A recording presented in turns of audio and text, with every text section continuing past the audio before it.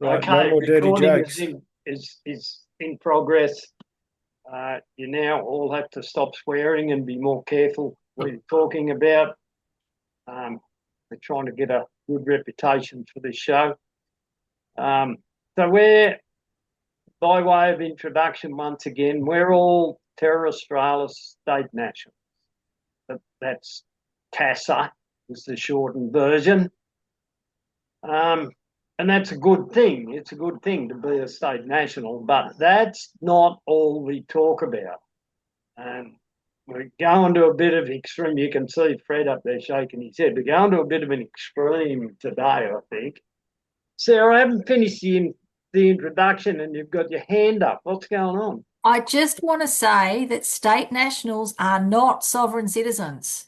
Oh, To yeah, Yes. make well, that very explicit, because tonight they're going to do a big thing on sovereign citizens on Spotlight, which is a 60-minute spin-off, and we're not no. sovereign citizens. I just wanted to make that distinction very clear. Well, there is no such thing anyway, but thank you, Sarah. Yeah, we are definitely not sovereign citizens. So, for anyone who's watched us before, you've got me, Wayno on Darwin, you've got Sue, there's somewhere in Victoria, we've got Anita who's in WA, Ray on WA, we've got Alan somewhere in on Queensland, and we've got Sarah somewhere down there on Victoria, and the new bloke up there with the glasses and the headphones, that's Fred.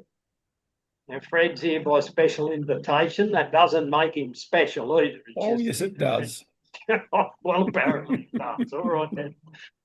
We'll go with that. So once again, we do have a very small agenda. We're not, and the agenda, as always, is just so we've got something to talk about when we first come on here.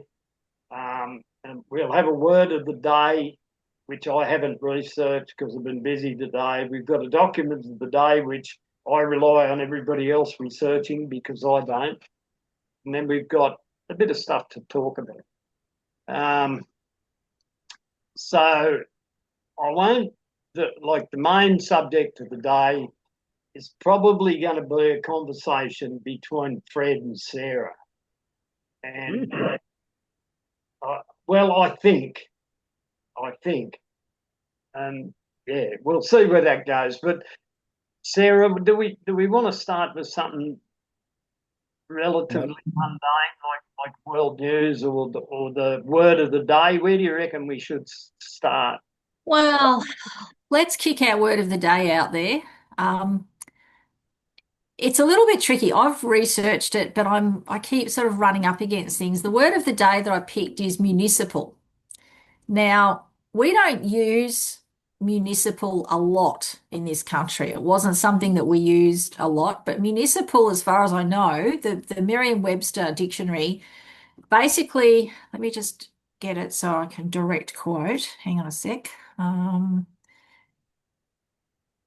Municipal says it is of or relating to the internal affairs of a major political unit, such as a nation. And then it says of or relating to or a characteristic of a municipality or having local self-government. So generally speaking, municipal is used in local parlance here and I suppose in America, and we take our assembly structure basically from America. So our municipal government is our local council here in Australia. So that's what we would term it as. Now, the thing is that I went and then Sue put me onto this glossary that's come out, which is really, really good.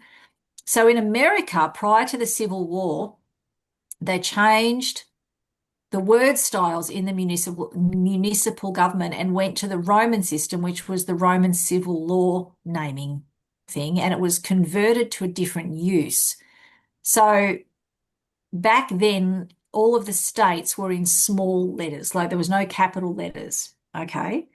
Um, and the styles have changed over time, but there was an act introduced in America, or sorry, for the District of Columbia, the Act of 1871 was to create a municipal corporation for the District of Columbia. Now, we know that the District of Columbia is not in America. The District of Columbia is governed by Rome. So it's a municipal papist corporation operating in the District of Columbia. So that was passed in 1871, it was repealed in 1874, then it was changed around, then they put a new version in 1877, and which was implemented in 1878. So the municipal corporation structure is basically it's used to sort of designate a corporate. Well, it's not a corporate, it's just a body of government.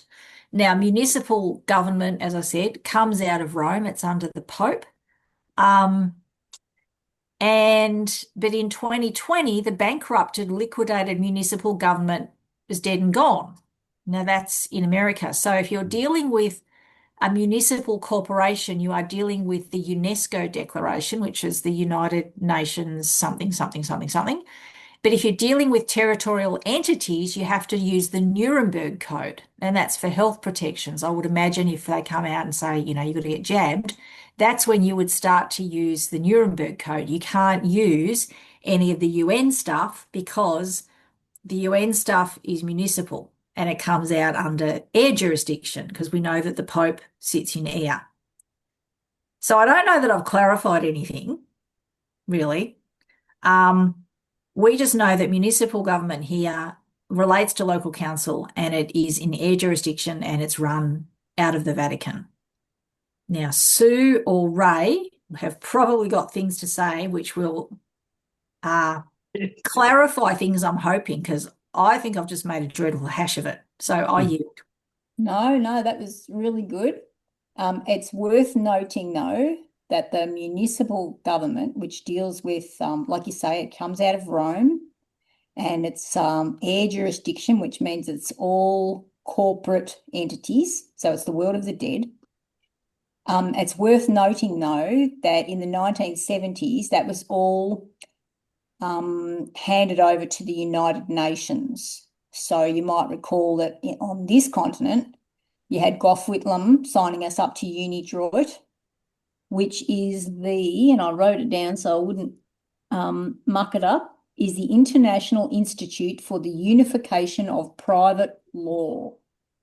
And what they want to do is have a world unified body of private law combined with commercial law. In other words, they'd like to administer all of us as things or chattel. So that's my addition. Thanks, Sue. Ray, you had something to say as well. Yeah, I was going to say I agree with Sarah and Sue's definition. I thought they did clarify it well because I didn't see the running sheet today because I didn't get home till not long back. But I was going off purely what they want us to believe is a municipal, the word municipal. And I understand it to be anything related to a district, right? A small area, as opposed to a large region like a state or the whole nation. I yield. Yeah, so thanks, Ray. So for us, anything... Yeah. One other thing, like when they brought in the UniDroit, in the 1980s was when they really, the United Nations really started to push all of their sustainable development goals and environmental policies straight into local councils. They were virtually bypassing, they weren't coming through state governments or through the federal government. Well, they might have been coming through state government, but it was getting implemented straight from the United Nations to our local councils. And often if you look at any of the policies of your local council, somewhere down the bottom of the policy, it will often say that it's come straight from the United Nations, especially all the sustainable development, environmental stuff they're bringing in. So yeah, I thought that was worth throwing that in.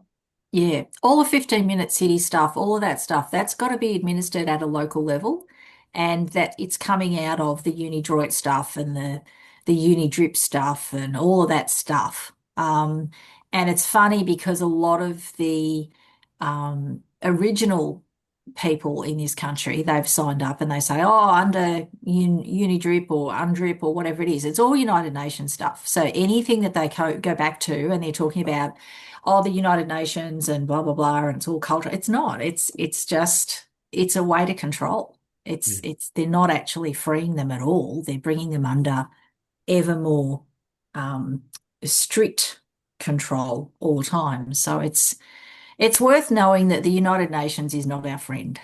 So Yeah. no matter what they say. And that word unidroit, it's funny, isn't it? I was a young, healthy Aussie male back in the 1980s, and I was watching what was going on, and never heard the word unidroit back then. I hear it more now. We were signed up to unidroit, and they kind of forgot to tell us, which is not really very good. In fact, it's bloody awful. But anyway, I think it's all getting undone right now. Okay, well, that's pretty good. So we know that anything municipal leads straight back to Rome, straight back to the Vatican. Yeah. And municipal, your municipal for us on this land is our local council. Yeah. There you go. That's need to know stuff. Is.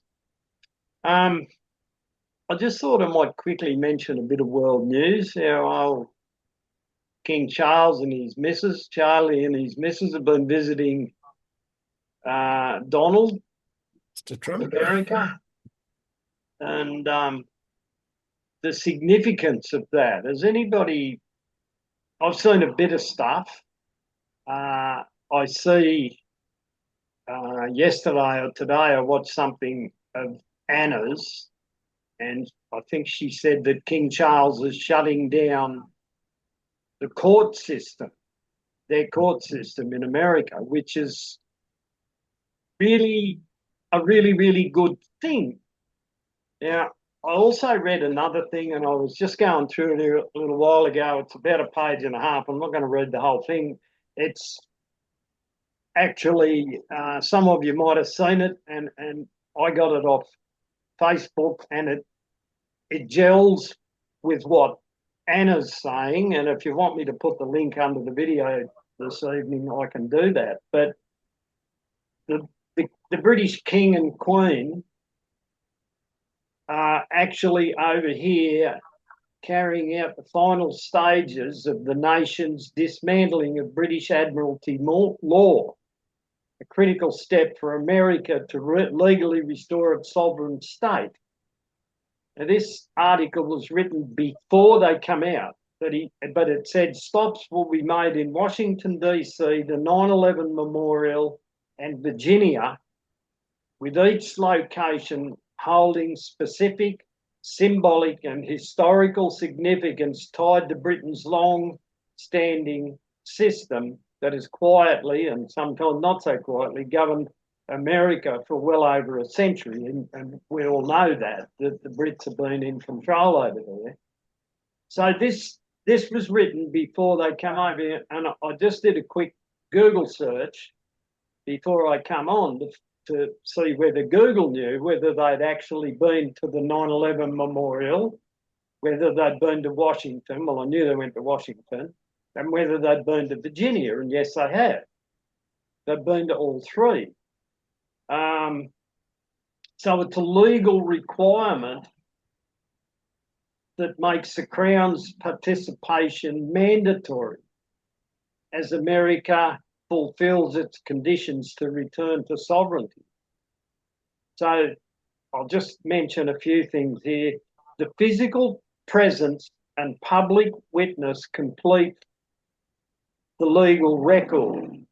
So talking 9/11 here, they had to go and physically view, because 9/11 was the World Trade Center, and that was the cabal or the Crown's, big thing. Like, look at us, here we are, look what we've done, and now it's gone. They knew it was gone because they made it gone, but they had to go and view that. It was like they can't just see it on the news. They had to turn up and view the site so that, because, and all this I found out at the end, all leads to these corporations, these mad people. They can't just withdraw suddenly from what they're doing. There's a process that they have to follow. So they did go to the 9/11 memorial. So the king carries the essential authority to lawfully sign off the end of that system. Creates it, yeah. Wait a minute while I find this bit.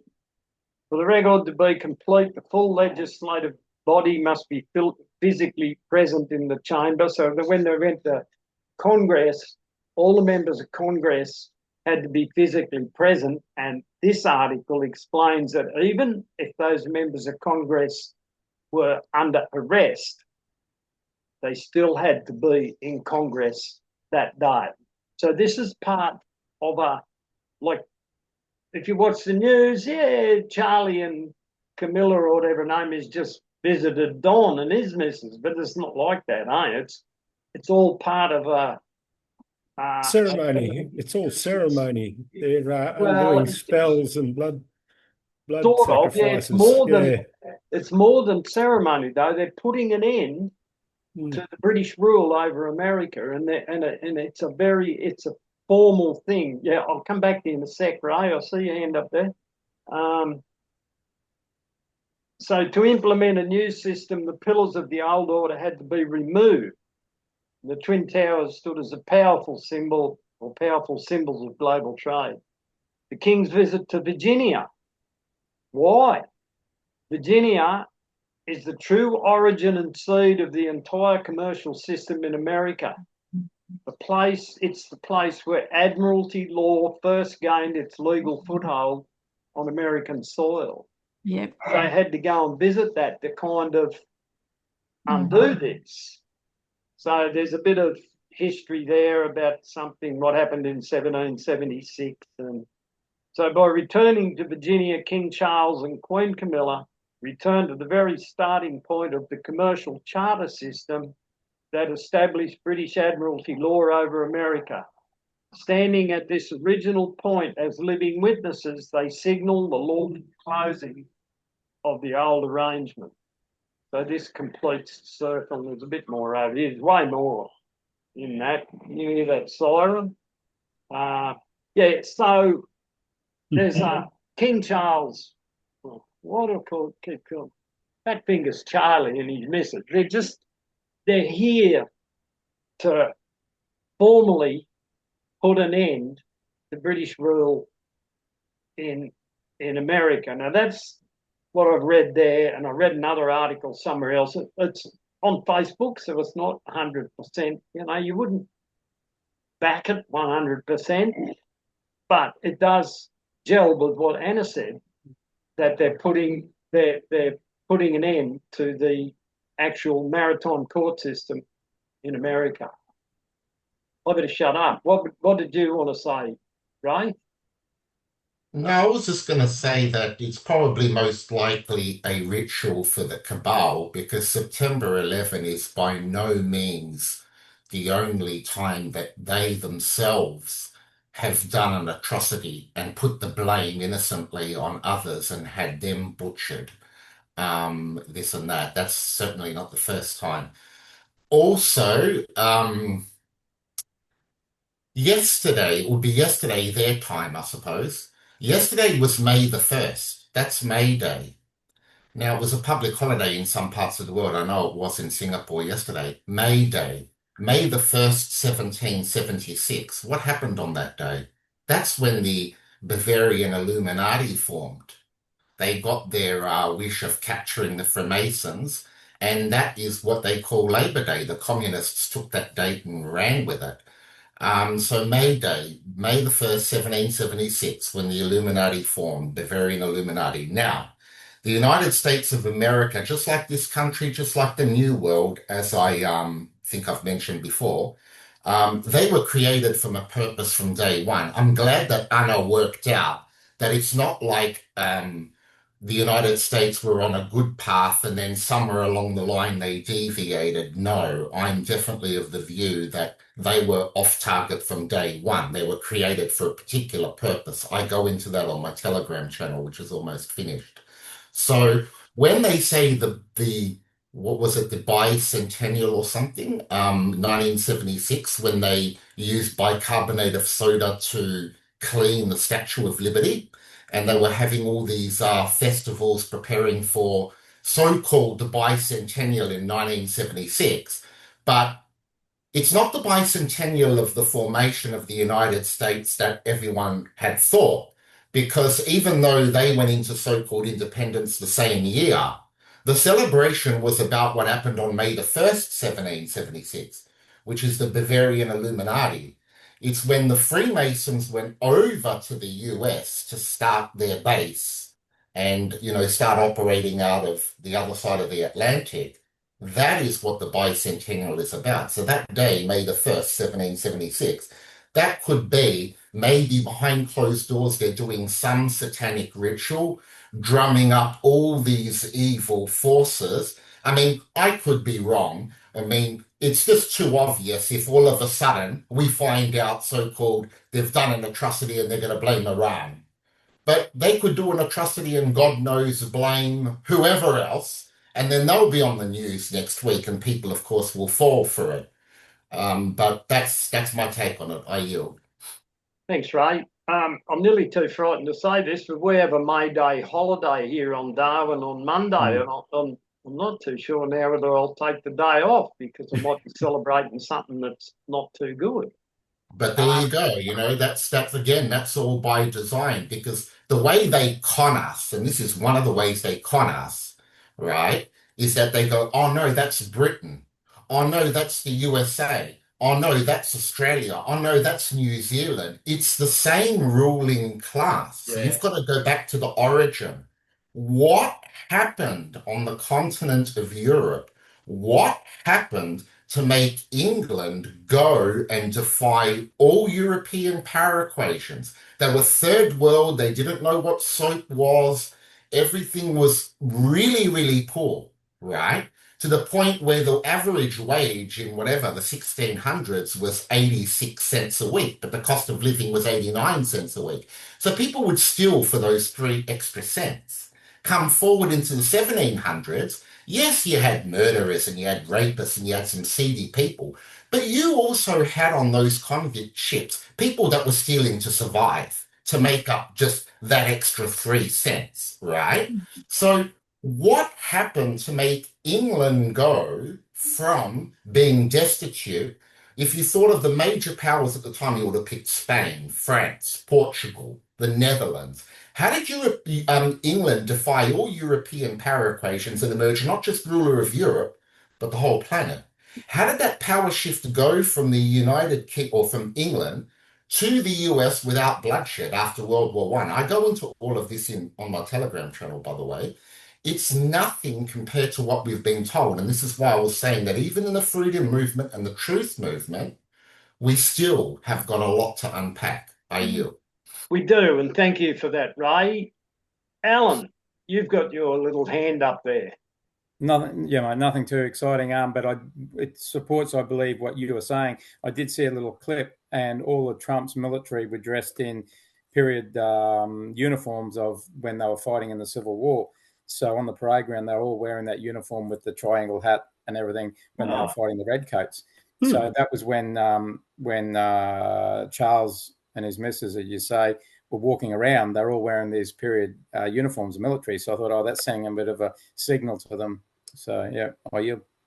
Yeah, thanks for that. I didn't know that. And I might add, Charlie's been a bit selfish because of that article that I read said that other people who had tried to put an end to the cabal or the British territorial rule, without following these rules like Charlie is, and they mentioned Kennedy, Saddam Hussein, and 2 or 3 others, and they all got shot. So I think that Charlie's just trying to do everything right so they don't send a bullet his way, I think.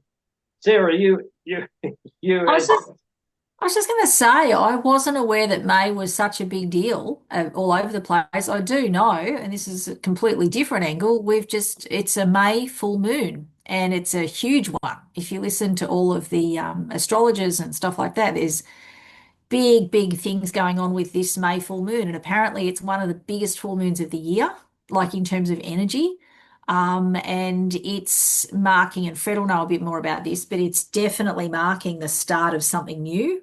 So I think, given the fact that we're all looking at different things here, but I think it's coming back to what I'm getting is that we're all seeing signs and things are happening, and taken in isolation, they might not seem to be such a big deal, but I actually think there's a lot going on.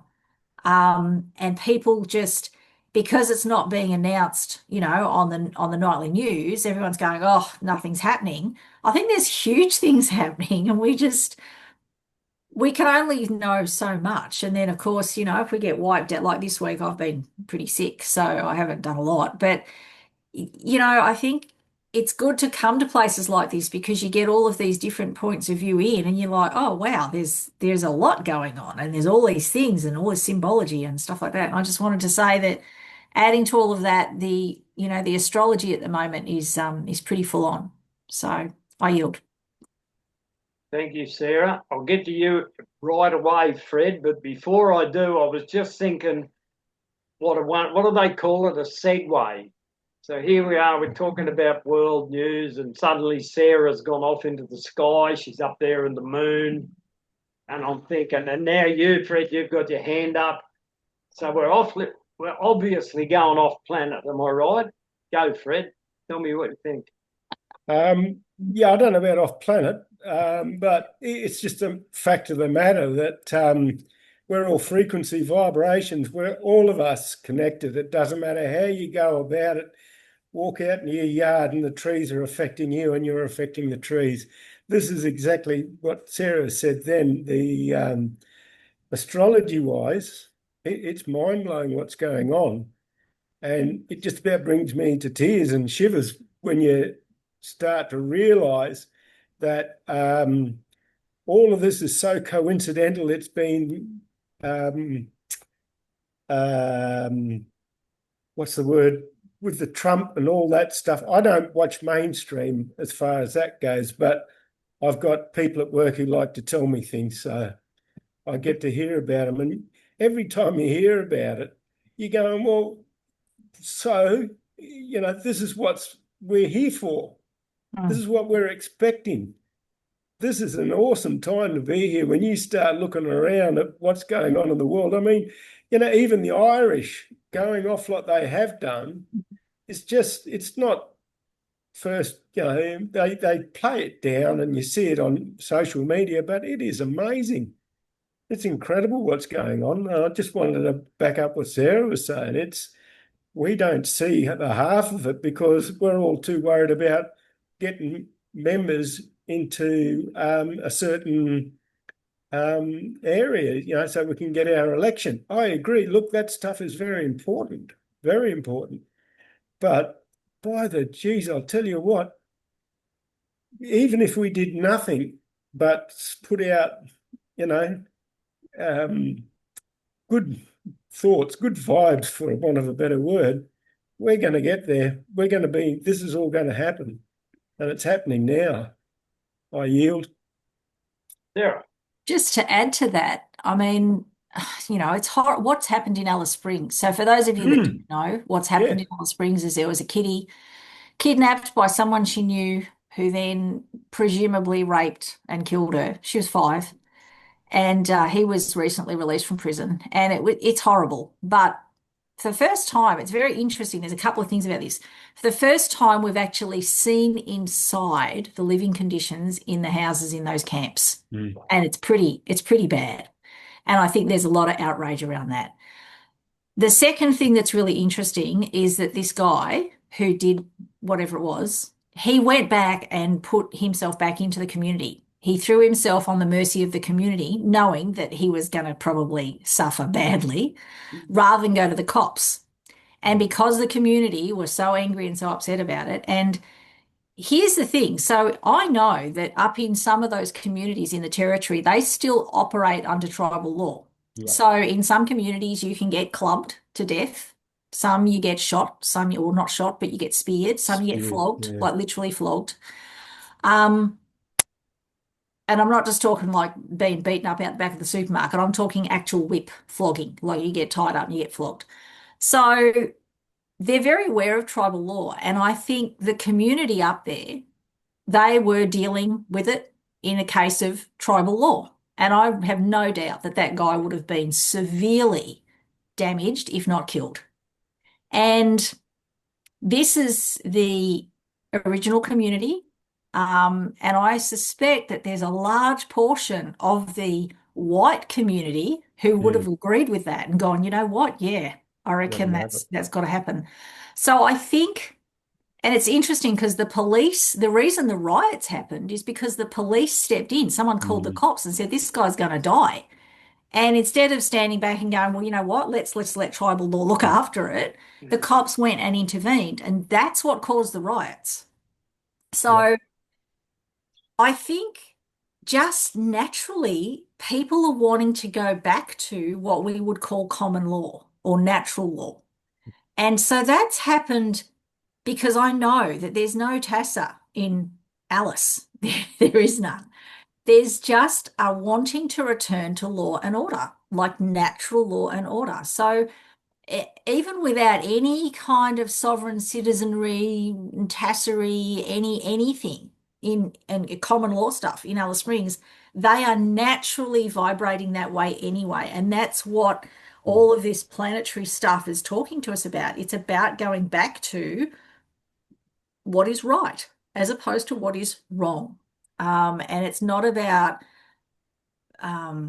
it's not about, you know, law, right and wrong. It's about morally and ethically right and wrong. And I think that that just shows that there is just a natural progression back to that. And I think that's being assisted in the planetary alignments. I yield. Yeah, it's all coming well together said. that way, isn't it? Ray, you've got your hand up there. Many good points there. I'll just say two things. Number one, yes, I was aware for 25 years now of how bad conditions are in those camps. And I don't know if anyone knows the tennis player Pat Cash. Remember him? Yeah, he went out there and, bawled his eyes out when he saw it. And, this is coming from a guy who used to swear at the umpire and the lines person and all that, just cracked when he saw it.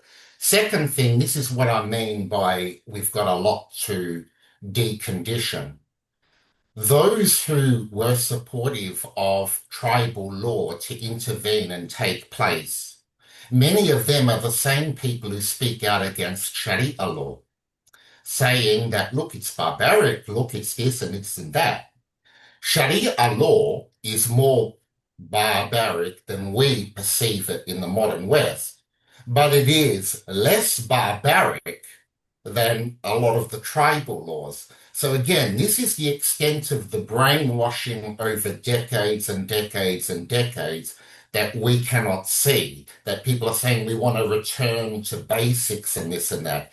And yet when others who are aware of what other forms of law are and are supportive of that, they then get demonized because people's thinking stops at some point. They can't get over the line and try and, remove what's been indoctrinated in their brains and say, what is it actually telling us? I yield. Thanks, Ray. Fred? Yeah, just a quick one. I spent many years working the Upper Arnhem Land and repairing a lot of those houses that were damaged. And, I've seen houses in communities, say, Nooka, which were just pigsties. They were just terrible. And then you go to another place like Numbwa, which is coastal people. And yeah, it's not good, but it's not anywhere near as bad as Nooka. And you find that it's always because of the people aren't allowed to live in the dirt like they want to. Yeah. If you've got a high-rise house on stilts, the top will be used for storage. They can chuck stuff in the rooms up there and lock it up, but they'll always live under the house because they like to be in connection with the earth. Yeah. They any house, even just off the ground just a little bit, takes them away from the ground, and they don't like that. They won't accept that. Yeah. I've seen out there, this is going back in the mid-70s, on end of the 70s, out in Numbulwar there, where they getting little girls, basically, who were caught petrol sniffing, and they just peg them out on the sand dunes, and they use a hydraulic hose and just flog them. White man, well, sorry, you can't do that. And so the policeman would have to come over every fortnight. But it's not, I don't believe that any of that really stands, it's not nice to watch or to think about, but it's even worse when you think that really the only reason it's being stopped is because they wanted to, the European style of policing, wanted to maintain control of it. They didn't want it to go back to the tribal law. And just something that really stood out to me was that it was being controlled the whole time. Doesn't matter what happened out there. You could build a house, but it's done the European way. Anyhow, I yield. It's there's no balance, is there? You've got extremes like that where the so-called legal people are trying to step in and say, oh, no, you can't punish them like that. And yet they've got thousands, probably millions of people rotting in jail for traffic offence. It's just, there's no balance there at all. So hopefully all the stuff that's going on globally and with the moon and all stars and all those other planets, hopefully they all align and we get some balance back in the world. Ray, did you have your hand up again, or was that from before? You're muted, mate.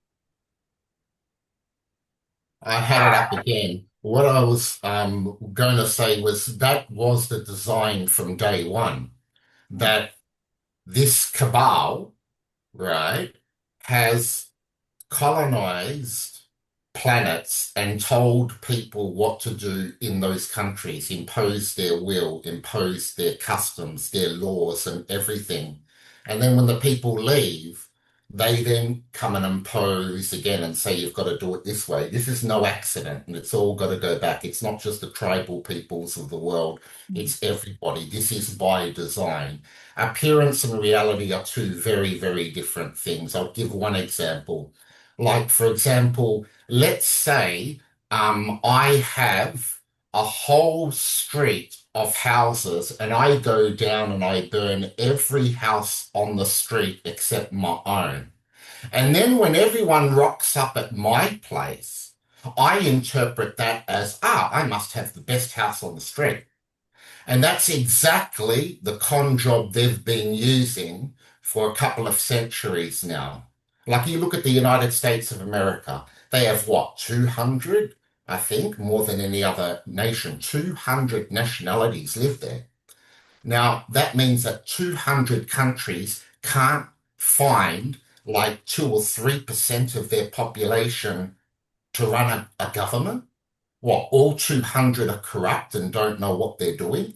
Like what happened to a lot of those old civilizations that had civilization before America was even known of? What, that just stopped? No one makes these connections. But, you know, the old saying, it was Christ who said that, seek and ye shall find. When you do the journey, it becomes very interesting. This is no accident. I yield. Thank you for that. So I'm just wondering, Sarah, did you have anything to say to Fred, or Fred, did you have anything to say to Sarah? Or because I see we've got some 3-letter and 4-letter words in the running sheet here today. We've got. Let me go and have a look. Yeah, you have a look. You wrote it. I'm not well. I can't remember things. Uh, Right. We were going to talk about CERN. I found out about this Oh, the other yes. day, actually. okay. Um, so yeah, I'm thinking just in relation though to what Ray said about, and I'm going to pronounce it wrong, but Sharia law.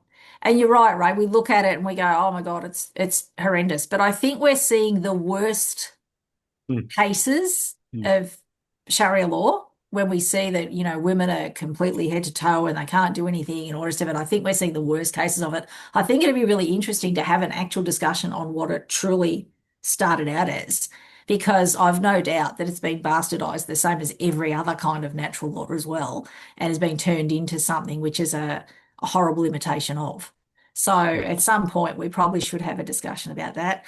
And Fred, I just wanted to say before we move on to CERN, I just wanted to say I agree. I knew a girl in Department of Housing years and years ago, and she was sent on this big trip up through the Kimberley, and she went and saw some of the communities up there. And she said, "What kind of housing do you want?" And they said, "Look, we'd really like a big open air kitchen, two sides, but two sides open with a big fire pit in it. We want some commercial fridges and a couple of big gas burners, and but a big fire pit in the middle. And then we just want a couple of kind of one bedroom or open like bungalows with a few sort of internal, not complete walls, but like half walls and stuff. And an ablution block would be great. No mirrors, but just running taps and where we can have showers and a couple of baths and stuff like that for the littlies. And that's all we want." And she was like, "Great." And she took down it all and she said, "Yep, that's great. That's what you want." And they said, "Yeah, we're happy up here because it's hot. They live outside most of the time." Went back to Department of Housing. Department of Housing said, "Oh my God, no, we can't do that. What will other countries think of us?" So they sent up these three-bedroom bloody, asbestos pieces of crap, and then wondered why. They knocked out all the internal rooms, used half of it to make this kind of makeshift kind of camp. And I was talking to another girl recently, actually, a couple of years ago, up in Darwin, same deal. And she came from a community. It was, don't think it was Nooka, was out that way somewhere though. And she said the same thing. She said, "We told them this is what we want." And they went, "No, you can't have that." And she said, "But that's how we live." So it's really, you're right. It's all about control. So then Ray wants to talk, and then we should talk about CERN. Sorry, Sarah. I don't like to raise my hand straight away when someone starts speaking. The only reason I did it was so that I don't forget. So my apologies there, not being disrespectful. No, because I knew that once we bring up Sharia law, everyone goes on to the women's issue, which I'm going to get in a minute. It's like someone I know did it a couple of years back when the Palestine issue came up, and I said, "Oh my God, this is genocide." And they're there going, I was waiting for them to say, "They women have to wear this and that." I said, "You're serious? You're comparing a different custom like wearing the veil to genocide of, especially of children. Are you serious? They have effed you up that much that you can't see the difference." But anyway, that's what I'm saying by brainwashing. Let's go back to the 7th century when Sharia law first came. If you're it started in the Middle East. Now you were either a Christian Arab or a pagan Arab. So when Islam came along and all of a sudden this is Sharia law, yeah, the old debunked myth that Islam spread by the sword, yeah, that's what they want us to believe so they can dress everything up as a humanitarian crusade. Sure, some parts eventually were over 14 centuries, but by and large it wasn't. So what attracted people to leave paganism or even Christianity and go into Islam? Let's look at what Sharia law did for women. For the first time in the 7th century, a woman could obtain a divorce. Now, in Christianity, if you were a Christian Arab lady, you can't get divorced. Jesus made it clear you can't get divorced, right? All of a sudden, a woman can file a case against her husband and bring witnesses to say he's abusing me or he's not looking after me. And there were many, many grounds for a divorce and still are, right? Because the Quran doesn't change. Okay. Second thing, the feudalist system got abolished. They didn't want the Roman feudalist system. They brought in private property. You could own private property, your own land. and women could own private property in their own name. And if she got divorced from the husband, it was still hers, right? And I'm not going to go on because we'll be here forever. It's a long discussion.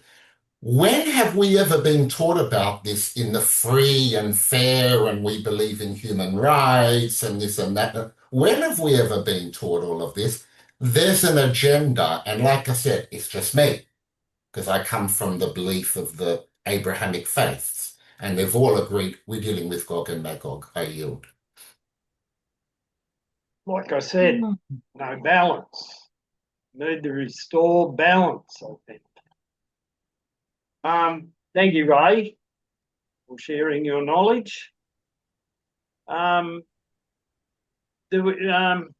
So what did you learn about CERN, Sarah? Are we right to go on with CERN? Anybody else got something they'd like to add? Or will we just change the subject? Go, Sarah. You just go to CERN. So, in light of the fact that we've been talking about frequency and what the astrology is doing and everything else and the energy at the moment in the world, it's probably worth noting that CERN is going to go into a shutdown for about 4 years on 29th of June, and they expect to start it up again, I think, mid-2030. Now, I don't know why they're shutting it down. There's many reasons given. Some are to save energy, some are this, some are that. I don't know. What it does mean, though, is that so CERN, for those of you that don't know, it basically sends lots and lots of atoms skating around in a huge tunnel under a chunk of Europe to try and find the God particle. Okay, it's physicists doing weird things with tiny things that we can't see. But it does change the electromagnetic field and the all that sort of stuff that humans run on. And because it's such a huge thing, and if any of you have looked at any of the ceremonies around CERN, the openings of CERN and stuff like that, it's a little bit weird. Like it's not a normal kind of cut the ribbon, I declare this open and let's go and have cocktails. It's a bit dark, a bit weird. Fred can probably enlighten us a bit more. But I think the fact that they're shutting it down at the moment is odd. And I do think that that is going to feed in, because what will happen is that, and the way I read this was that when that electromagnetic field turns off, the Earth's electromagnetic field is going to snap back as it should. So that also is going to feed into us, and we'll talk about Anna's stuff later and what she's saying. And again, it's all like, how many times can you kind of come to a whole culmination of a whole lot of things happening in the same 6 weeks and call it coincidence, in the cosmos? Like how often does that happen? So anyway, I thought we'd start with CERN and then we'll go wherever the conversation goes. And if it goes off planet, well, it goes off planet. So we'll leave it with that. Well, it is another interesting coincidence. So, isn't it? We've got all this stuff going on, stuff that I read out, stuff that we know about Trump, stuff that Anna's saying, stuff about the full moon, stuff about CERN. It's all pointing, to big things happening, and actually, for once, a fair bit of it quite possibly in our favour, particularly the CERN thing, as we are electromagnetic beings, and that magnetic field is very important to us, even though we don't ever speak about it or know about it or hear about it. It is very important. Fred. Ray had his hand up first. Ray. You're muted, Ray. Muted. Sorry. No, Sarah brought up an interesting thing about coincidence, this and that, so I thought I'll say this very, very quickly. Going back to when Islam started, right? One of the few wars where they did act as the aggressors was they were surrounded by Rome on one side, the Romans, and the Persians on the other, two very, very big forces. And they were stuck in the middle and they knew they were going to get attacked at some point. So they decided to reverse the role and launch a preemptive strike. And they won it. They defeated the Romans and the Persians, and then from there on end, Islam started to spread. Now, I think it's a British historian, I hope I've got his name right, Barnaby Rogerson gave the best description of it, better than I ever could. By the Muslims, which were badly outnumbered, taking on the Persians and the Romans simultaneously and winning is like in modern time the Eskimos taking on the United States of America and Russia simultaneously and winning. So what that means is there's a higher force, there are no coincidences, they must be playing a role on the world stage. I yield. Yeah. Yes, I think we're all playing a role on the world stage. I sit here and pretend I'm watching a movie most days, and that keeps me pretty calm. So, Fred, you got your hand up? Yeah, it's just about the Hadron Collider. One of the things that we all, I don't know if we all understand, but the frequency that it was putting out, as Sarah said, will collapse, and we will be living in a different frequency. But there's also about, I think there's like 15 or more, maybe 17 or 19 other circles. The Hadron Collider is the biggest one, but there's a lot of them around the world still. So it's interesting as to what's going to happen to these other ones. A lot of them use the students, universities and things. They use the students as the mechanical rotation force. There's some that are done by water. They've got water flowing around certain objects. So I think it's the Hadron Collider obviously is the biggest one in the world, but it's going to be interesting to see what happens to the others, if it's going to do anything to them, because if the whole lot went down, we could suddenly all snap back into the fifth dimension or something. It'd be rather interesting. But yeah, it's just a thought that occurred to me when we were talking about that.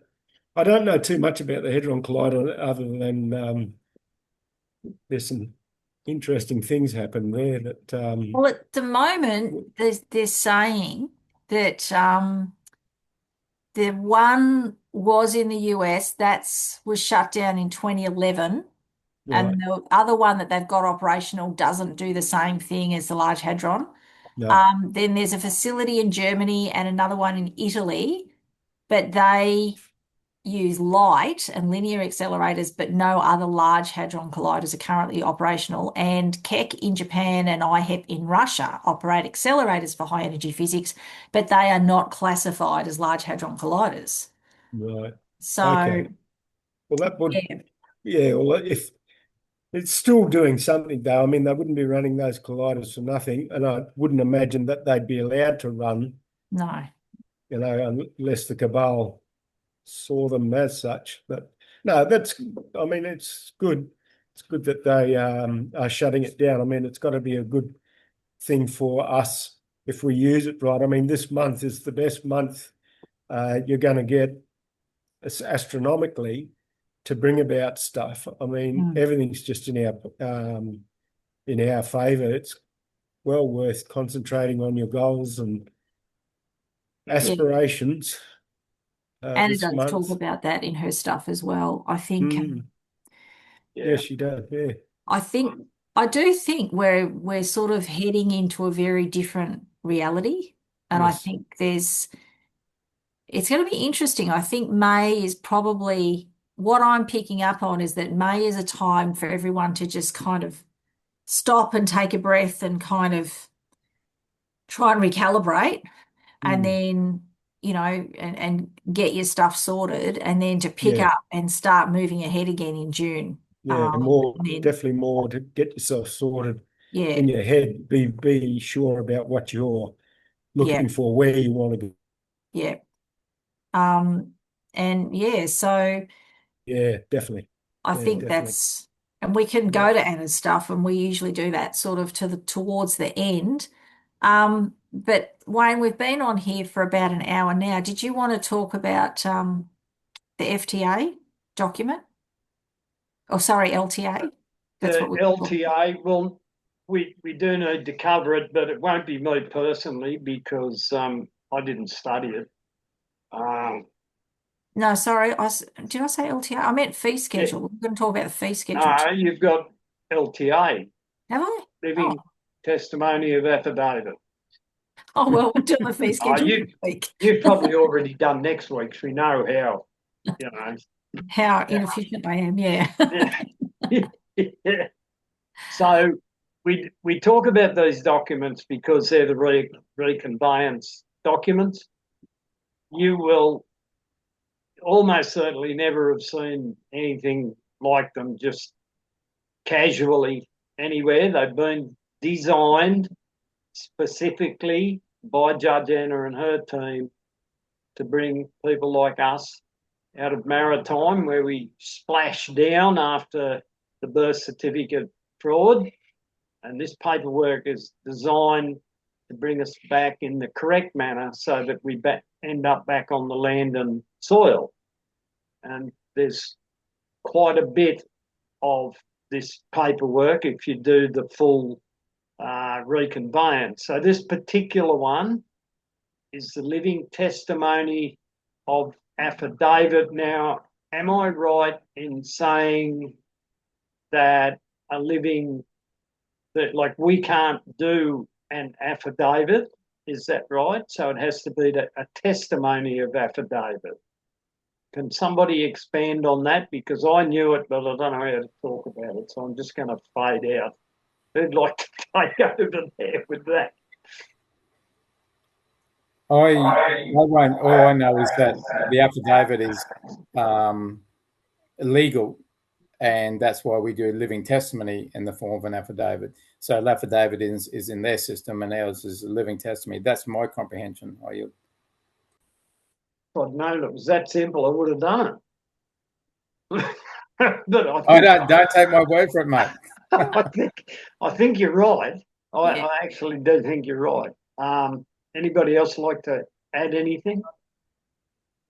He got it in one. He nailed it.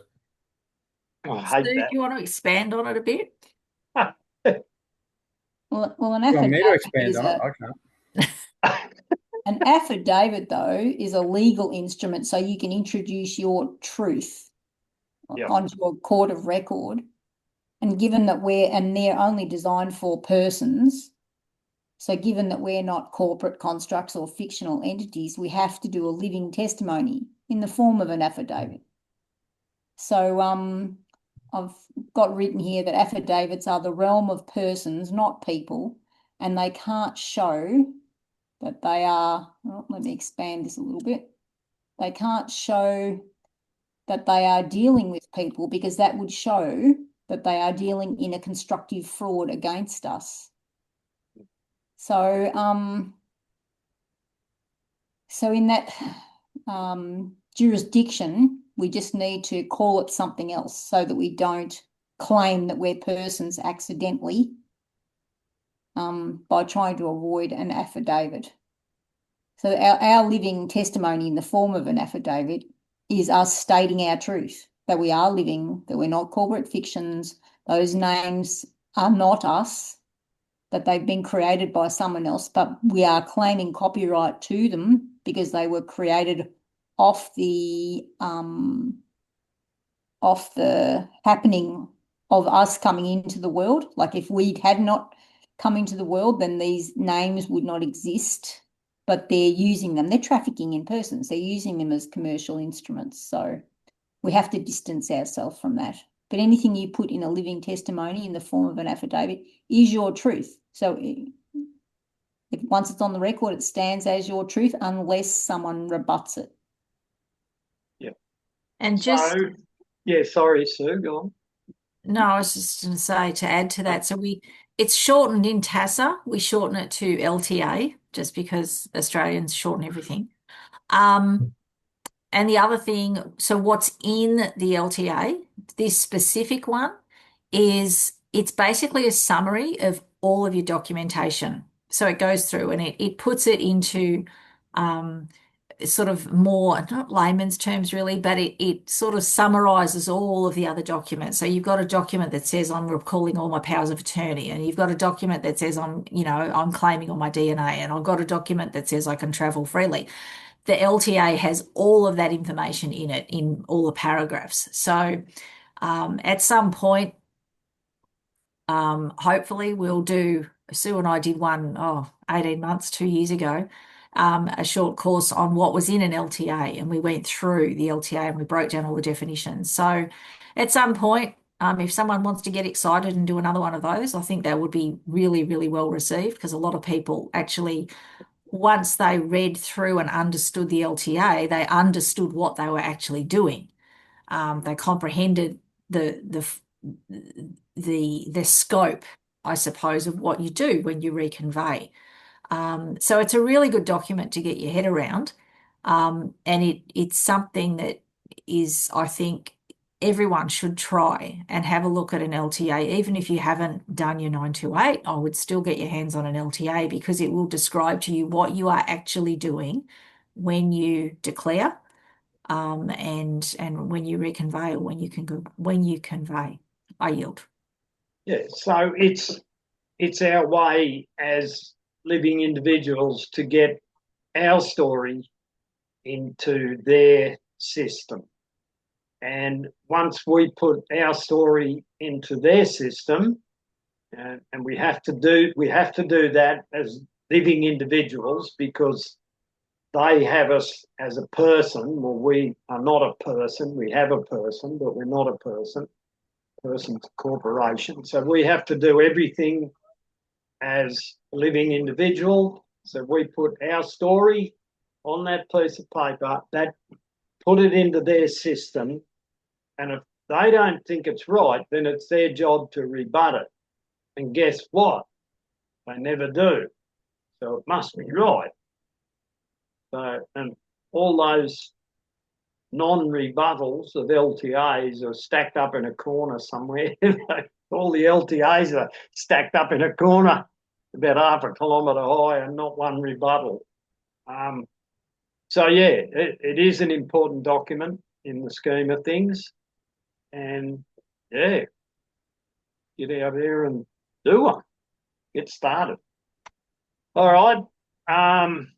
So yeah, we've been on air. Well, we probably have been recording for an hour now. Do you want to do the Anna summary, Sarah, or no? You're muted. You'll have to unmute. Sorry. I might. There's a bit to get through, and we'll probably have things to say, because some of those documents are going to, some of her documents are going to require a little bit of explanation. So okay. I thought that, yeah, there's going to be a fair bit there, I think. So yeah. So we'll get on with that. All righty. Yep. So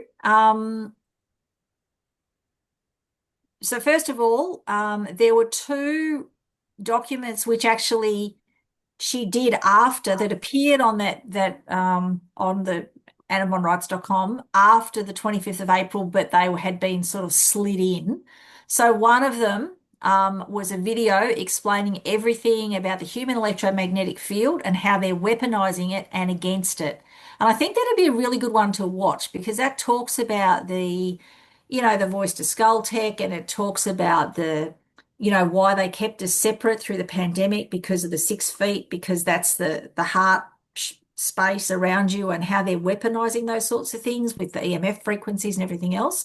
So I think that would be good for people to watch, particularly in light of the fact that Anna's talking about the fact that they're going to roll out this Operation Venus Rising, or whatever the hell it is, where everyone's going to think that they've fallen in love with their twin flame and all the rest of it, and how they're doing that in us. Okay, so that would be and part of it too was the nanotech that they introduced to people with the jabs.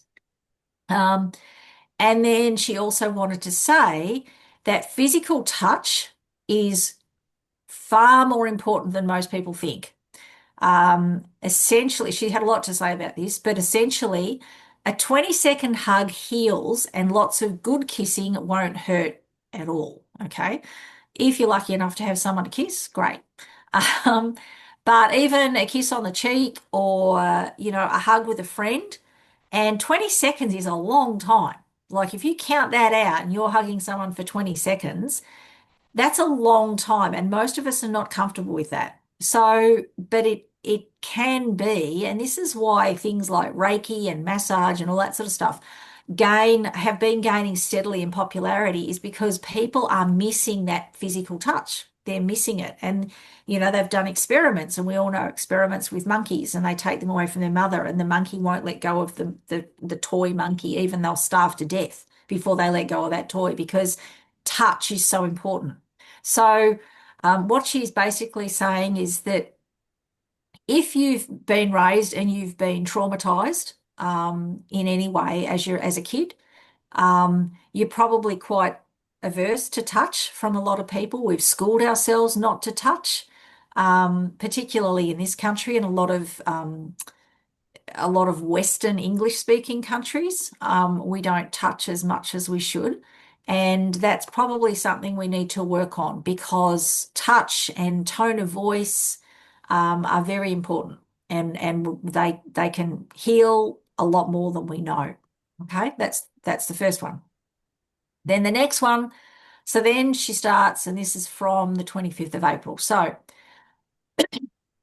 the mission, okay, so basically she talks about a lot of us being earth angels. And she would have done that with the whole finding the you know, thing in your palms, like finding an M, or the if you hold your hands together like that, there's a crescent moon from like middle finger to middle finger, or there's an M. You can see an M sketched out in your palm, and that's the sign of an earth angel. So the mission for many of us was to wrest back control of the earth from the dark angels, or the fallen angels, and to restore it to its true magnificence. The taking back control is now complete, even though we don't think it is, and the mopping up is occurring. There will be a period of rest for us, and then the work of restoring the planet will begin.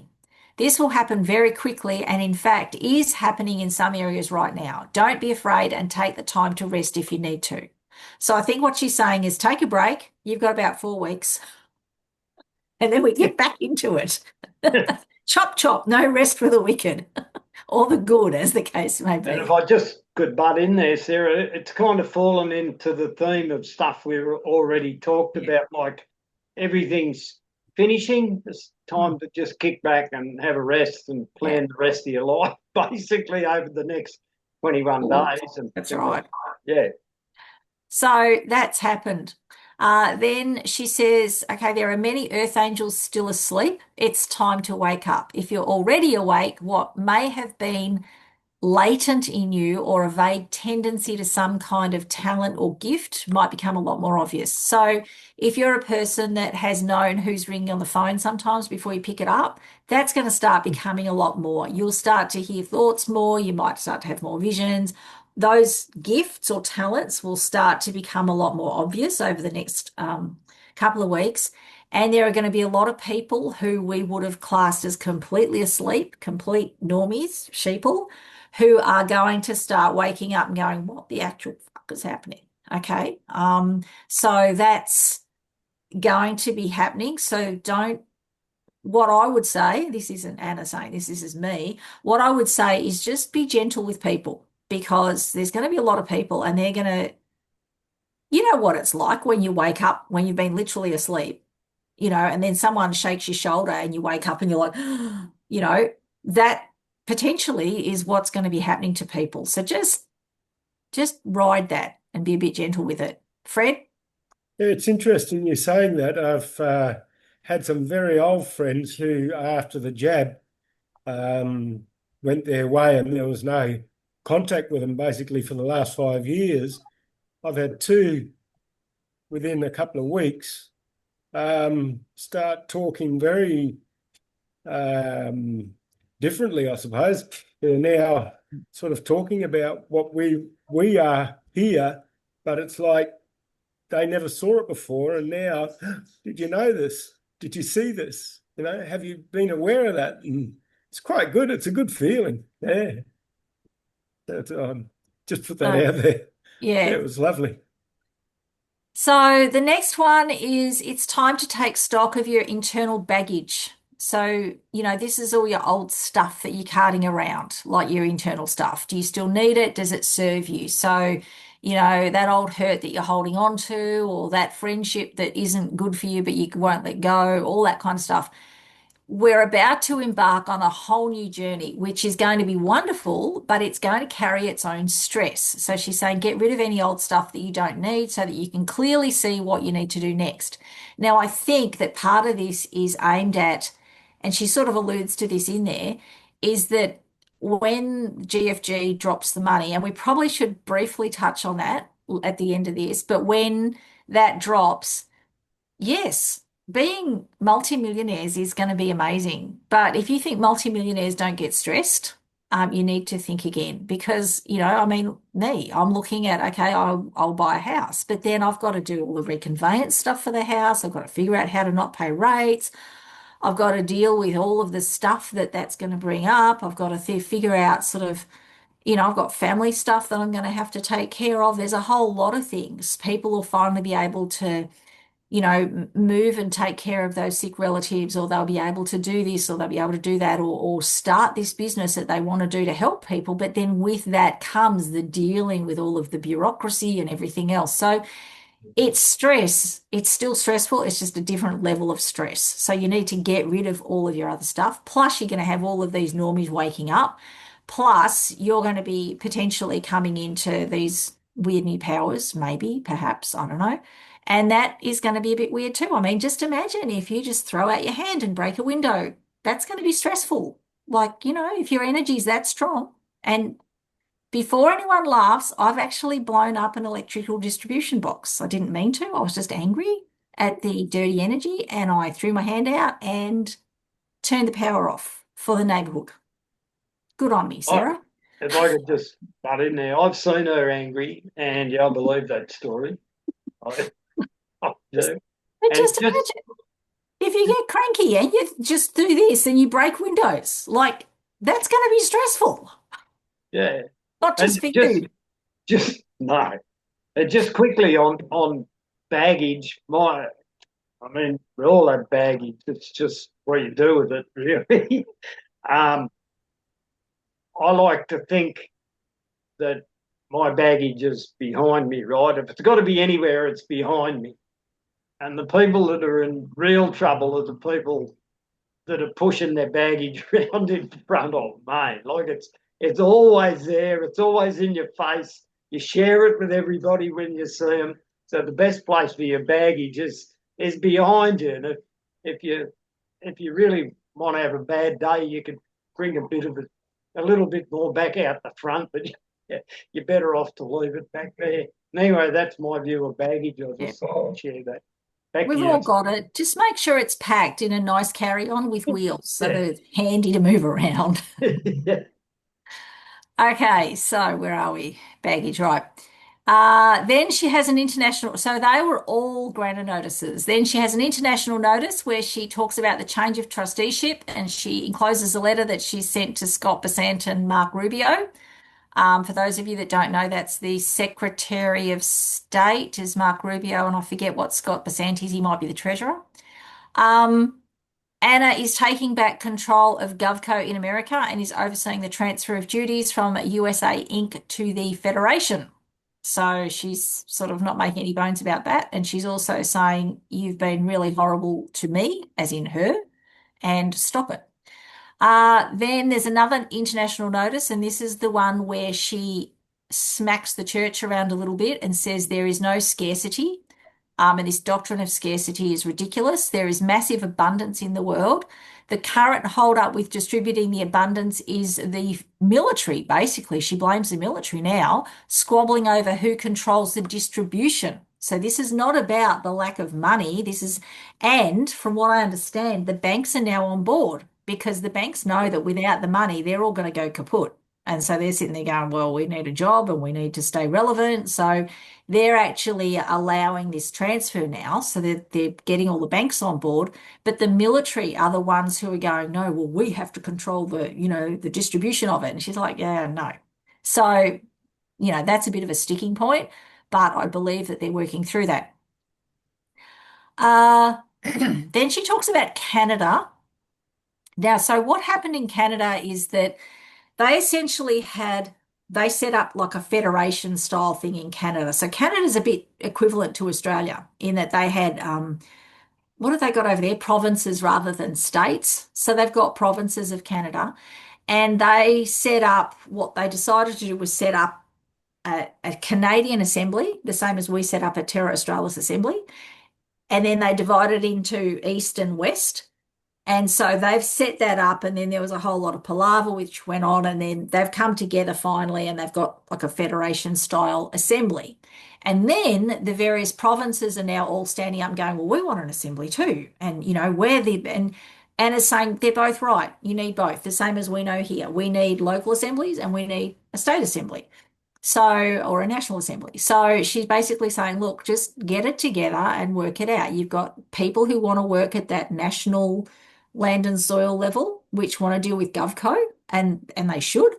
And you've got your locals who want to just deal with soil, and that's okay, and they should too. And what they can do is, while they figure out how things are going to happen, and she alludes to the fact that all of the Commonwealth countries are going to have their own quirks. They're all set up a little bit differently.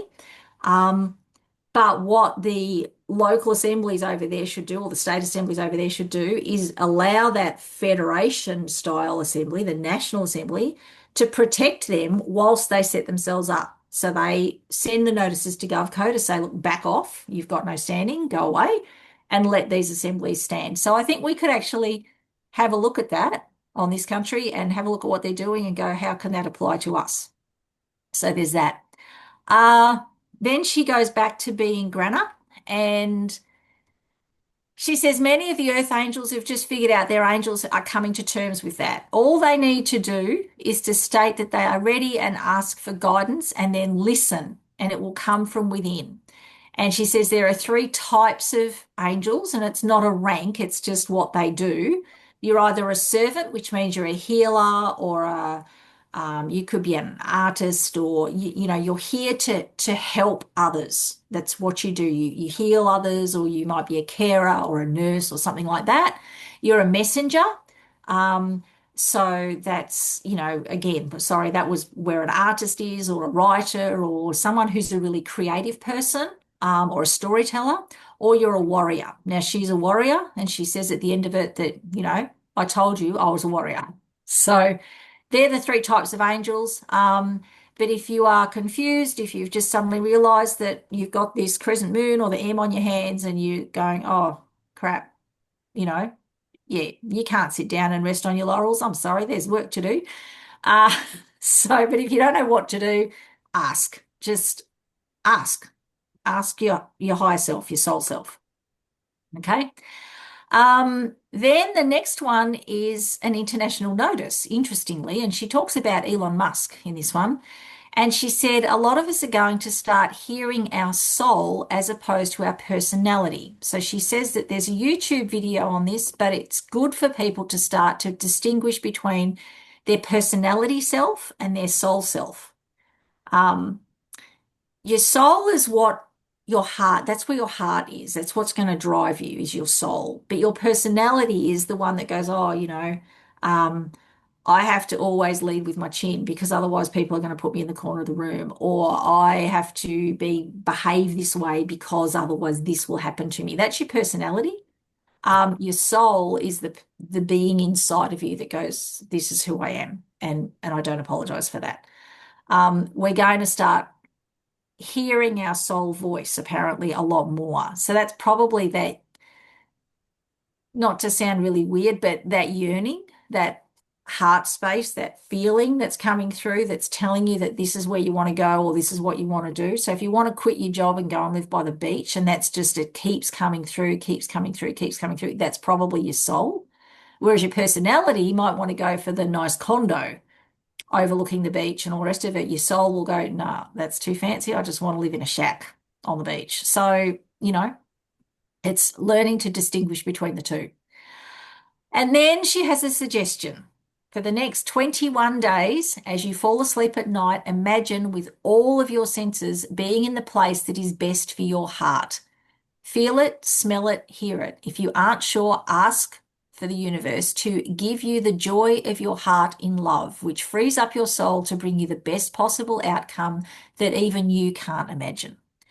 Okay, this is about really putting out there what we want. So imagine your health, imagine being as healthy as you can. Imagine your family being as happy as they all can be. Imagine living in a wonderful place that you love to go into. Imagine doing work or some form of, imagine being involved in something that makes your heart sing. It might not be work, but if, say, you love cooking or you love woodworking or you love sport or whatever, imagine yourself just doing that, being that, and being able to live and having enough of everything and not being in stress all the time. Imagine all of your bills paid. Imagine that, and imagine that before you go to sleep every single night for the next 3 weeks. She said, just imagine that and then see what happens at the end of it.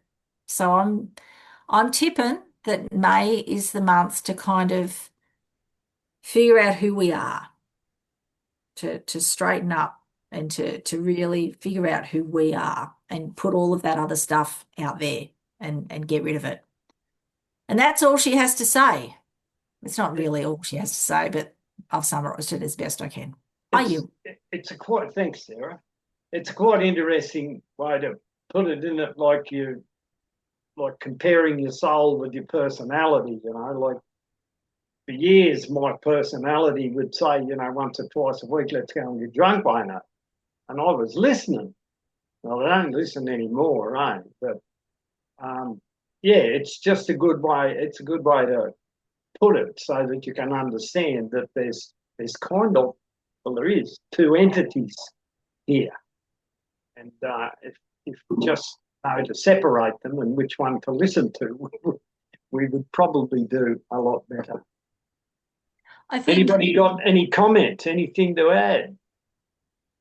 Just one thing I'd like to say is, not that we ever didn't get onto the UFOs and ETs and stuff, but Wayne once confided in me of an experience he had. You were just saying you've got 1 or 2 entities within yourself, but we've got a lot more than that.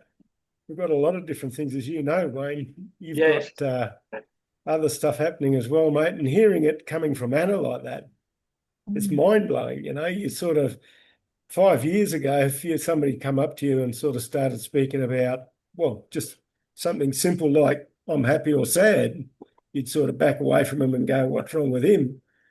But these days, it seems to be much more acceptable for people to express their heartfelt desires. I'm enjoying this period.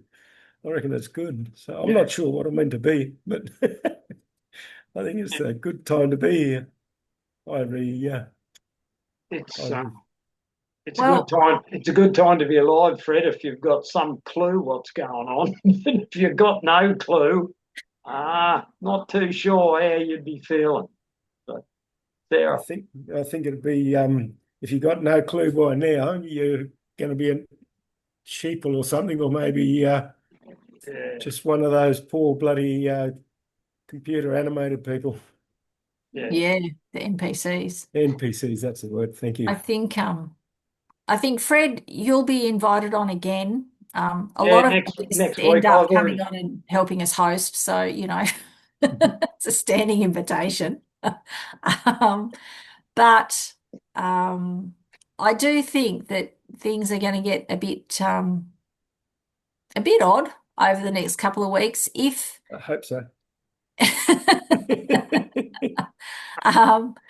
I think if we can talk about it, though, if we can talk about it and say, hey, this is happening. I mean, I shared with I can't remember whether it was Wayne or Fred, but this last week I rang up someone that I hadn't spoken to in 3 or 4 weeks. And I had been thinking about some things, you know, things like intentional communities and, you know, where to live and how to live and things like that. And then there was something else, like it was really not aligned with those two things at all. And this person rang me up, and I wouldn't have said, I mean, we're good mates, but I wouldn't have said that we were soulmates or anything like that. We're just mates. And he rang me up and we had a chat. And, you know, every single thing that I'd been thinking about, he was thinking the same thing. Like we were like on track. Every single thing we're thinking about, we were meeting the same points. And I was like, that's a bit weird. Like that, even for me. And I mean, I do weird normally. Like that's a normal thing for me. But this was odd because it was unexpected. And it was, I mean, it wasn't just one thing. This was 3 or 4 things that we'd all been with, the two of us had kind of linked in on. And I was like, that's unusual. So Higher self-connection, mate. even I am starting to kind of go, oh, okay, there's some oddness out there. I yield. Alan. Yeah, look, I just want to say thanks, Sarah, because I always look forward to your summary. I don't often get time to read or listen to her, or, you know, much, but you summarise it well, and I appreciate it, and I hope everyone else does too. It was excellent. Thanks. I yield. You're very welcome. Sometimes it's difficult. Sometimes it's like, wow, this is really out there. So happy to go into any of them further. If you want more information, I'm happy to go in and just kind of pull out the cherries of each one. But yeah. Yeah, because I'll start and I can't get into it, and then I'll skip over a bit.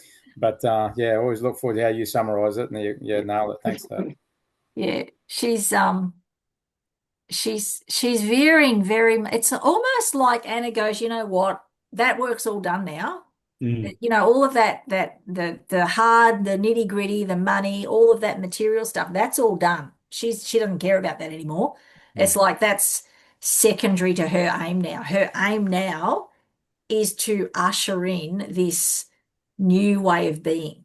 And it's like Fred said, there's more to us than just our soul and our personality. There's all of these other aspects. And I think we're moving into that place where we start to, there's a word. It's not harmonize. Harmonize is good word. Harmonize is good, but there's one where we start to bring all of the pieces in together, and we start to I can't think of the word. No. Yeah. But yeah, I think that's going to be tricky for some people because your soul doesn't always want what your personality wants. You know, looking at houses, for example, I've been looking at houses recently, and you know, my personality goes, oh, I'd love a place with, you know, this, and this, and I want this light and that, and and then my soul goes, no, you don't. You want to be able to just look at green. And you don't care if it's a little house with its, you know, wood this, and you can put up with that. I'm like, really? My personality's like, really? I don't want to. And my soul's going, well, yeah, but you can. So it's trying to marry those two things and to figure out what is right. And that can be tricky sometimes to try and, yeah. I think the word I'm looking for is coherence, where we have to find coherence between all of the different parts of us. And there's more than just those two. Yeah. Anna actually said those words herself. I've been watching more of her videos, or steered towards more like it, because I never have time, but I've watched a few lately, and she did actually remark that she felt that her work was done, and then she started to explain about all the next 21 days, this is what you need to do. And another thing that came to mind while you were speaking there, Sarah, I'm just going to put you on notice to be wary of this when you buy your new house and something goes wrong. Don't throw your arms in the air, because your windows will break. It'll be your electricity that goes missing. So just stay calm, okay?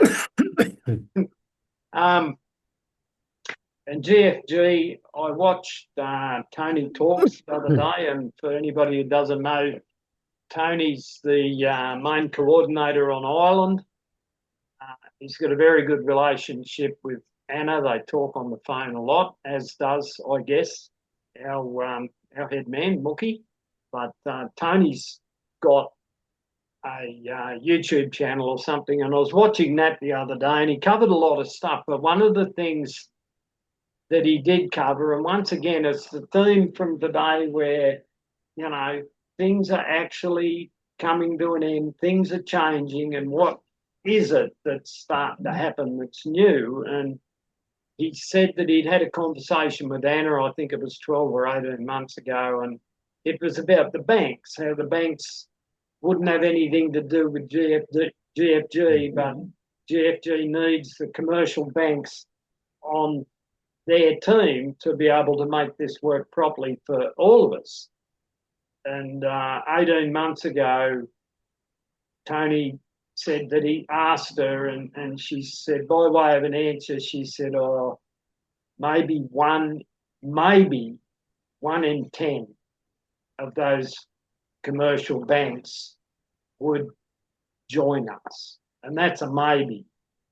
But well, it would be a fortnight ago now, he asked her the same question, and it's now, well, 6 out of 10 of those commercial banks are joining us, have joined us, or are joining us. And that is major. This is what turns GFG from maybe or well, for me it does, like from maybe or will it ever happen, or how fucking long have I been waiting, or whatever else you're thinking, into it really does look like it's come to fruition. It's going to come to fruition pretty soon, because Judge Anna commented many times that their work was done in regard to GFG. She couldn't see what else she could do.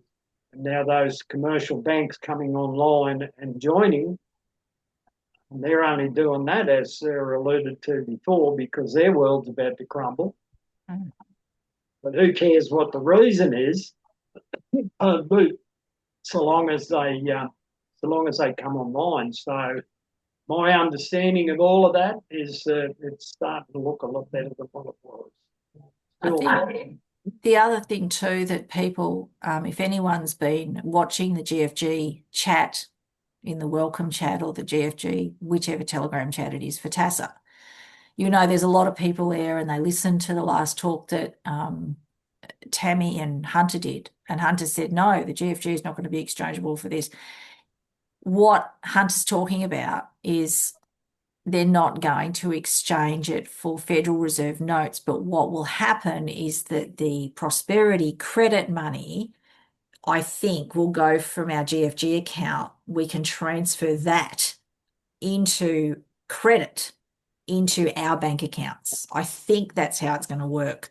So Hunter's technically correct, but the way the question was asked and the way we have to remember, Hunter is international business level. Like he's way, in terms of banking, we're all sitting down here needing to pay off whatever, Coles, Woolies, whatever. Hunter's up here and he's dealing at this level up here.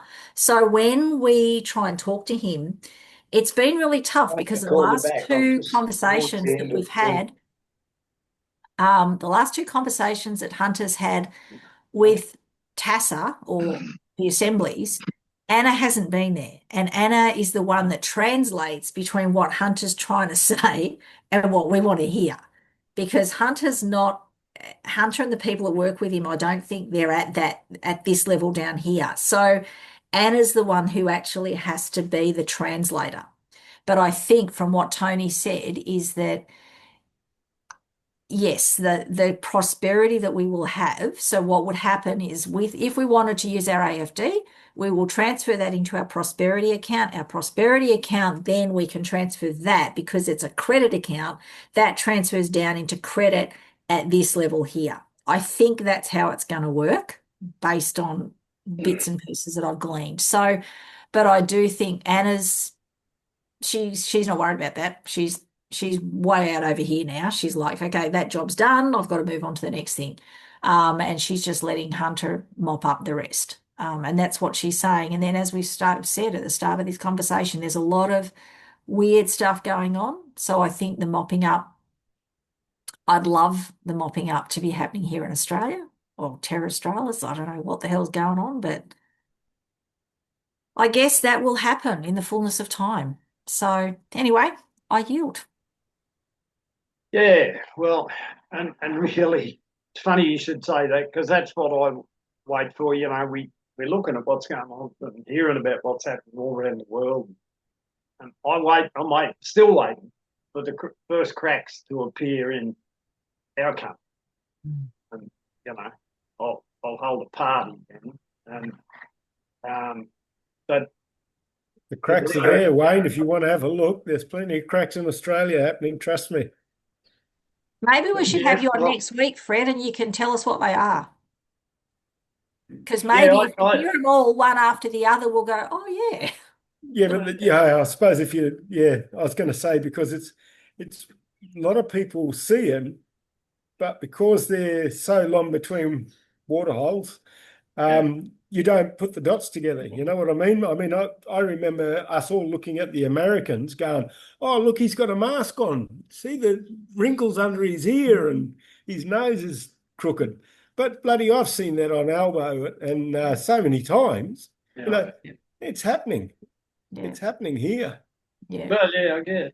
It is. But on that note, it's fine with me, Fred, if you come back next week because I thought we'd be talking about. Oh, come on, Wayne, admit it. You want to talk about UFOs. Yeah, we know now, mate. We know you really want to talk about UFOs. Well, look, I'm not against it. In fact, well, that's a good thing. That'll make you feel more comfortable, Fred. And Sarah's already comfortable here. She doesn't care what I think. She doesn't. No. But on that subject, I believe in UFOs and I've seen UFOs. Well, UFOs, the hairy men, the UFOs, the hairy men, all the stuff. I've never seen a hairy man, but I reckon I've been awfully close to one. And the Black Panther that's reputedly seen all over the country, I can tell you it exists. I have seen one and I looked at it for quite some time and I had a rifle and no, I did not shoot it. So they definitely exist. But anyway, there's lots of that good stuff you haven't even touched on there. So. No, haven't even started. Yeah. Some really interesting things out there. Just that little conversation there, it's like playing a piece of good rock and roll. Everybody suddenly sprouted up. Look at it, everybody's looking going, oh yeah, that's interesting. Yeah. We've got to do that one. Yeah. So we've got all that to come. All that to come. Anybody got anything like they'd like to say or pronounce or talk about before we terminate the call? No, I was just going to say, nice to finally meet you, Fred. I've heard a bit about you. And thanks, everyone. Have a good week. Thank you, everyone. And yes, Ray, we will do a spin-off. Just imagine, Wayne, the Pepper Files have already got a spin-off. We'll do a spin-off for Ray and Sharia law and all of that because I know that a spin-off, you mean a separate thing. A separate thing. We can do that. We can do that. I've had a couple of people say to me that it sounds really interesting and they want to hear more about that. So we'll do that. And I just want to remind everyone, we live on a beautiful planet. Whether you think it's flat or round, it doesn't matter. It's really lovely. And I just want to remind everyone of the importance at the moment of going out and connecting to that planet. Just connecting to the earth and grounding yourself and taking a couple of breaths every day and just going out, touching the earth, touching a tree, doing that stuff. You know, things are going to continue to get a bit crazy. and they're going to start spinning a lot more wildly, I would say. And I think we all need to get into the habit, and it really needs to be a habit of bringing ourselves back to us and to centering and to just grounding in and taking a breath or 5, because we're going to need to be able to do that. Okay, all of the stuff, we've talked about some of it here. Anna's talked about it. We're all seeing the signs of it. I think we all need to remember that at the end of the day, right here in this moment, right now, we're okay. Whatever's going on out there 5 minutes ago or 5 minutes from now might not be okay, but right here, right now, we're okay. And we need to kind of remember how to come back and find our center, because we are the people that everyone else is going to be looking to when the world spins off its axis. So we need to learn how to be centered. I'll send them to you. You can straighten them out. The other thing about today's chat that I'd like to point out is, and we did touch on it briefly, but all those synchronicities. If this particular group of people hadn't got together on this particular call at this particular time, we would not have had the amount of knowledge that we've gained from the call, and all those synchronicities, all those things that are happening that you can see the connection, everything ending, like Fat Fingers Charlie and his missus are over there and they're winding that down. Trump's been winding this up. There's all this stuff going on that, you need to know. We did cover a bit today. I found that very good. So I would like to thank you all for coming on and sharing your knowledge and your energy and being polite, everything like that. You've had a great little call.